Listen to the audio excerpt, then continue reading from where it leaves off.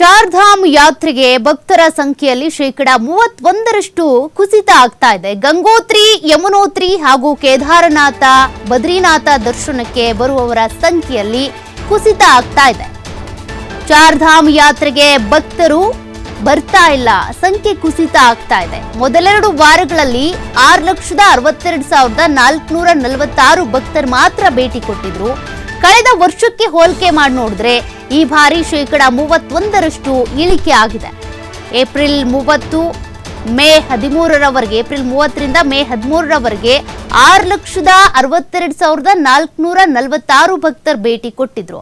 ಪಹಲ್ಗಾಮ್ನಲ್ಲಿ ಉಗ್ರರ ದಾಳಿ ಆಯಿತು. ಅದಾದ ನಂತರ ಆಪರೇಷನ್ ಸಿಂಧೂರ ಆಯಿತು. ಅದರಿಂದಾಗಿ 7 ಕಡೆ ಉಗ್ರರ ನೆಲೆಗಳನ್ನ ಟಾರ್ಗೆಟ್ ಮಾಡಿ ಉಡಿಸ್ ಮಾಡಲಾಯಿತು. ತೀರ್ಥಯಾತ್ರೆಯ ಮಾರ್ಗದಲ್ಲಿ ಭಕ್ತರಿಗೆ ಎಷ್ಟೇ ಸಕಲ ಸೌಲಭ್ಯ ಇದ್ರೂ ಕೂಡ ಇಷ್ಟೆಲ್ಲ ಬೆಳವಣಿಗೆಗಳಾಗಿರೋದ್ರಿಂದ ಒಂದು ಭಯ, ಆತಂಕ ವಾತಾವರಣ ಇದೆ. ಹಾಗಾಗಿ ಭಕ್ತರ ಆ ಕಡೆ ಹೋಗ್ತಾ ಇಲ್ಲ.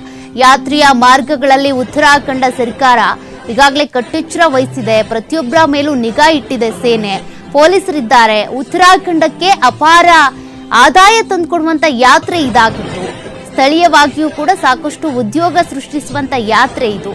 ಕೇದಾರನಾಥ ದೇಗುಲ ಅಭಿವೃದ್ಧಿಗೆ ಅಂತಾನೆ 2,000 ಕೋಟಿ ರೂಪಾಯಿಯನ್ನ ಮೀಸಲಿಡಲಾಗಿದೆ. ಇನ್ನು ಗೌರಿ ಕುಂಡದಿಂದ ಕೇದಾರನಾಥ್ಗೆ ರೋಪ್ ವೇಯನ್ನು ಕೂಡ ನಿರ್ಮಾಣ ಮಾಡಿದ್ದಾರೆ. ರೋಪ್ ವೇ ನಿರ್ಮಾಣಕ್ಕೆ ಅನುಮೋದನೆ ನೀಡಿರುವಂತಹ ಕೇಂದ್ರ.